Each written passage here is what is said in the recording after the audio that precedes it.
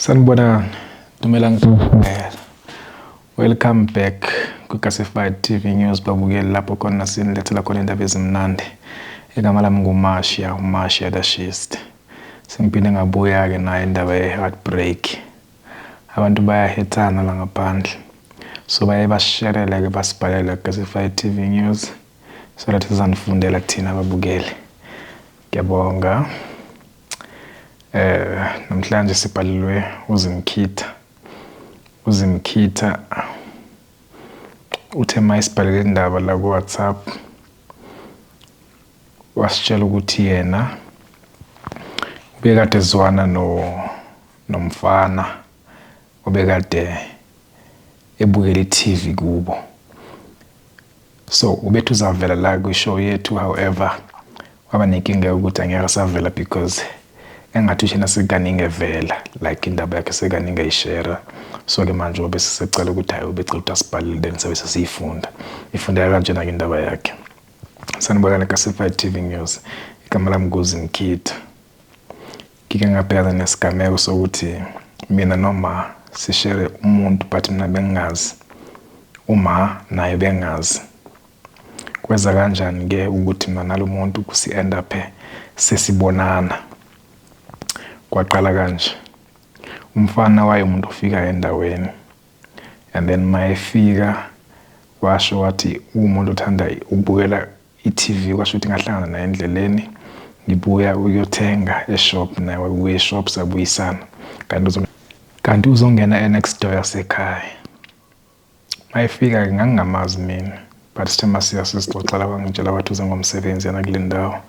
Wasecela ukuthi ucela ukubukela iTV ekhaya and then zange ngibe nenkinga mina but ngathi ngizoqala ngitshele uma nangelakhi kuma zange abe nenkinga nasizibonela nje umuntu owayezilungele ngempela sahlala naye ekhaya njalo hlala afika azobukela iTV. Esona sikhathi ayefika ngaso kakhulukazi ayefika ngabo 7 8 ahambe ngabo 8:30 to 9. So wayedlala nje uma sometimes amphakele nokudla. And then ke kwenzeka mina nomfana sagcina sesiconnecta ngandlela thizeni. Waya wangishela vele. Noma ngizange hesitate because angizibonela umuntu olungile noma wayehlele emncoma. Thema ngimqoma ke saqhubeka sabonana sasimfihlela uma senza show ukuthi akayiboni yonke lento. Akayiboni yonke lento because angazi ukuthi uzakwada ngoba lo mntwana waseyimthethe njengomntana wakhe.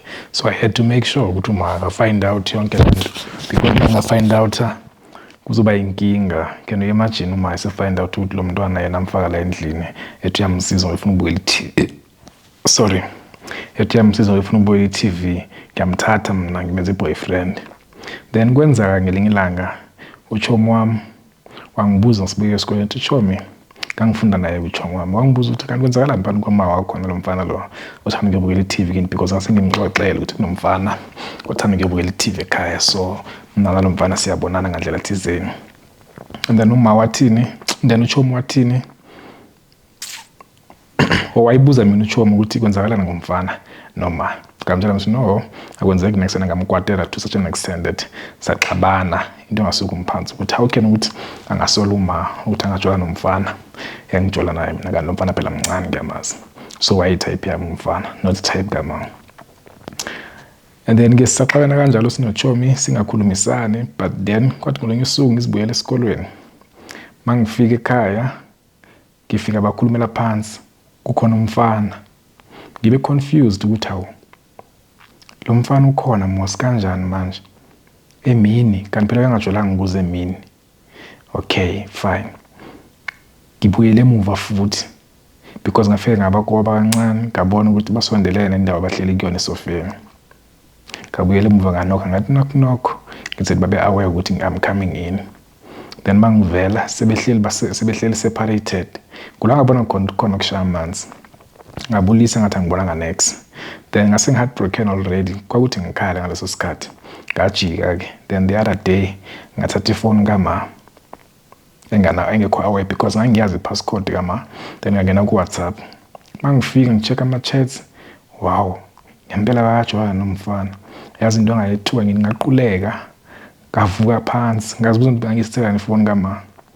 Okay fine ngenza sure ukuthi okay angenze le ndaba ukuthi iphele because yayingiphatha kabi kakhulu. Can you only imagine sengiba nesikhwele for uma ukuthandana nomuntu engithandana naye. And then into eyenzeka ngambhalela umfana ku WhatsApp ngathi ngicela sihlangane endaweni eso. Kwakunemall ke eseduze nasekhaya. Ngathi sihlangane kuyona ngabo 6:30 to 7. Akazange abe nenkinga umfana. Wavuma wathi sizohlangana. Lapho usho uma he's not aware ukuthi ukhuluma nami. I then deleted ama chats. Safika isikhathi ngaphuma ngempela ngaye mall. Mangifika wabevela. Kangingasendaweni ngathi dark wabevela uthema ke vela ngavela nami. Wangambona indlela wayengayo ebusweni. Kwakuthi akanyamalale. But then afike ngambuka straight emehlweni ngambuza ukwenzakalani. Wathi ufunani la ngathi mina wena ufunani la. Wathi no yena uyazihambela ngathi mina no mina ngize kuwe. Wathi then wangibhala ngathi ngibhale ngefoni kama wena bothi uza kubani la. Kulawa vele ngasakwazi nokuphendula khona ngambona isibamba ubuso. Ezisula wajuluka same time. Nami lapha inyembezi yazehlikela because ngase ngibona ukuthi lo mfana ubelala nami phindalala noma ngambamba ngambuza. Kathi angenza kanjani ukuthi uthalala nami phindalala noma empedeni kama nako nasempedeni wami ekhaya. Azange khona ukungiphendula. Wavele wakhala because wayemuntu onenhliziyo enhle. Wangishiya kanjalo. Heartbreak ngafacana naye ebuhlungu kakhulu. Mangifika ekhaya ngabe sengitshela uma ukuthi mina ngizobhalela kule channel but ngenze ngiyibiza igama laye. Ngenzela ukuthi uma ayovela nami lapha so that ngizokwazi ukuheala because other than that kangenze ngikwazi mina ukuthi ngimxolele. Wavuma uma sayokhuluma udaba lethu silibalise ukuthi luze kanjani. Naye wangitshela sonke istory. Wayekhala all the time asikhuluma ngale ndawo because naye uthi wayengazi ukuthi umfana ubonana nami. But wayithi yena wabanje nje inkanuko behleli nomfana.